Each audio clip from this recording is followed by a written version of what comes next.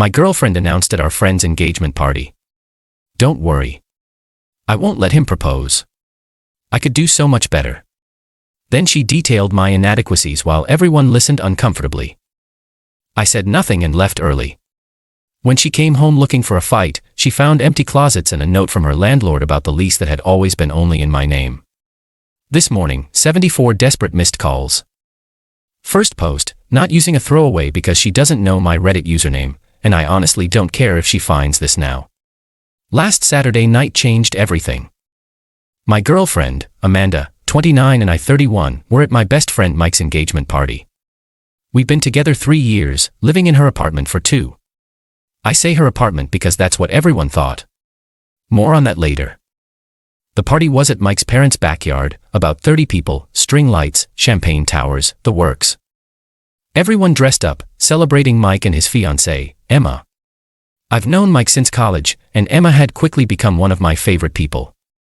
They're solid, the kind of couple that makes you believe in partnerships. I was talking with some college friends when I noticed a small crowd forming around Amanda. She'd been drinking steadily since we arrived, and her voice carries when she's tipsy. I caught the tail end of whatever story she was telling as the group erupted in laughter. Emma's sister pulled me into their circle. Amanda was just telling us about your disastrous camping trip last summer, she explained. The camping trip hadn't been disastrous, at least not in my memory. We'd forgotten the air mattress pump and had to sleep on the ground. Annoying, but hardly catastrophic. And he just lay there snoring while I was basically sleeping on rocks. Amanda was saying, rolling her eyes dramatically. That's Alex though. Mister, it's fine when it's clearly not fine. I smiled tightly. Amanda had been increasingly critical lately, but usually in private. This public performance was new. When are you two getting engaged? Someone asked, gesturing between us. You've been together almost as long as Mike and Emma, right? The question hung there. Before I could respond with our standard, we're in no rush line, Amanda snorted into her champagne. Don't worry. I won't let him propose, she said loudly. I could do so much better. The circle went quiet. Come on. She continued, seemingly oblivious to the tension. Alex, as she gestured vaguely at me. He's fine for now. Stable job, decent cook, but long-term marriage material, please. She leaned in conspiratorially, but her whisper carried clearly. He's so unambitious. It's painful. 3 years at the same position, no promotion. His salary's hit its ceiling, and he's so boring. Wants to stay in most weekends, watch documentaries. I stood frozen as she listed my inadequacies to our friends. Plus, his family is weird. His mom calls him, like, twice a week. She shuddered dramatically. Could you imagine those people as in-laws? The group looked mortified. Mike caught my eye from across the yard, clearly sensing something was wrong. Anyway, Amanda concluded, sipping her champagne. I'm keeping my options open. Jason from marketing has been texting me, and he's on track for regional manager. That was news to me. Emma's sister touched my arm gently. Alex. I just smiled, placed my still full drink on the nearest table, and said, I should get some air. I walked out through the side gate, got in my car, and drove to our apartment. No scene, no confrontation, just a strategic exit. You see, Amanda wasn't the only one keeping options open. 3 months ago, I'd overheard her on the phone with her sister discussing her exit timeline from our relationship. Just waiting for bonus season, she'd said. No point leaving money on the table. That night, I'd done some research, discovered something interesting. Despite living there for 3 years, despite everyone referring to it as Amanda's place, the lease had always been solely in my name. She'd moved into my apartment originally, but somehow over time, the narrative had shifted. I'd signed the original lease, had it renewed twice, and paid every rent check for my account. Legally, it was unquestionably my apartment. Instead of confronting her then, I'd started making arrangements quietly, secured a new place, paid the deposit, set up mail forwarding, documented which furniture was mine. Most of it, Amanda preferred spending on clothes and vacations to investing in boring stuff like couches. Back at the apartment, I packed methodically.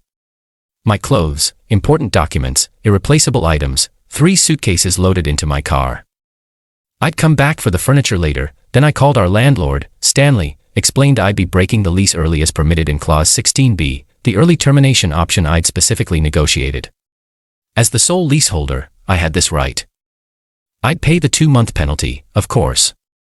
Can you do me a favor, Stanley? When Amanda gets home tonight, she'll be confused. Could you leave her a note clarifying the lease situation? She seems to have misunderstood who's been renting the apartment. Stanley agreed, somewhat perplexed but professional. I drove to my new place, a 1-bedroom I'd rented 3 weeks earlier, already partially furnished with deliveries I'd scheduled for the future. Future was now. Amanda arrived home from the party at 1:38 a.m. I know because that's when the calls started.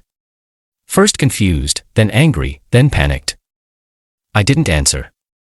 Her texts escalated from "where did you go" to "where is all your stuff" to "what the fuck is this lease notice" impressively quickly. By morning, I had 74 missed calls and 31 texts. I blocked her number after cataloging them all documentation matters. 2 days later, Mike called. "Dude, what happened? Amanda's telling everyone you abandoned her, left her homeless." I explained the situation calmly. The years of subtle put-downs. The overheard exit strategy.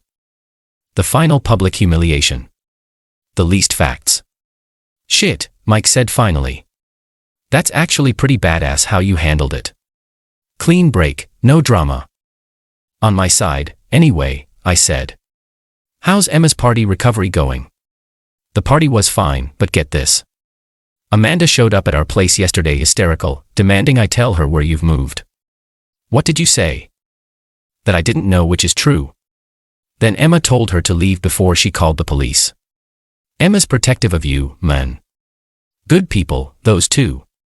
Amanda found my workplace next. Caused a scene in the lobby. Security escorted her out, and my boss called me in for a talk. I showed him the text messages, played a choice voicemail. He nodded grimly. "Take a few personal days. We'll instruct reception not to allow her up." That was 5 days ago. Since then, Amanda has, 1. Created fake social media accounts to message me, blocked. 2. Contacted my mother, who already disliked her, and simply said, "I trust my son's decisions." 3.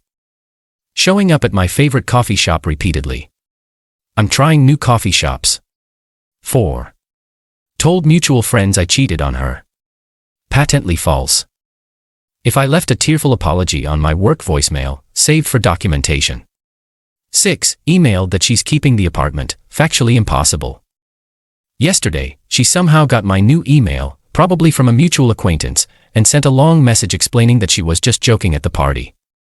That Jason means nothing, that I've overreacted dramatically to harmless comments, said she's always seen a future with me, and I've ruined everything over nothing.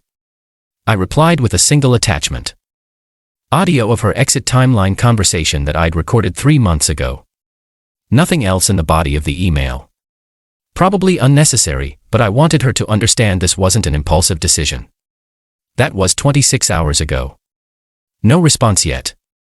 I'm settling into my new place. Had lunch with Mike and Emma yesterday. They're firmly in my corner. Started therapy, which has been insightful. Apparently, I've been ignoring red flags because they appeared gradually over time. The strangest part, I feel relieved. 3 years with someone who saw me as a placeholder, a for now option while she waited for something better. Now I'm the one who's found something better. Self-respect. Update. 10 days later.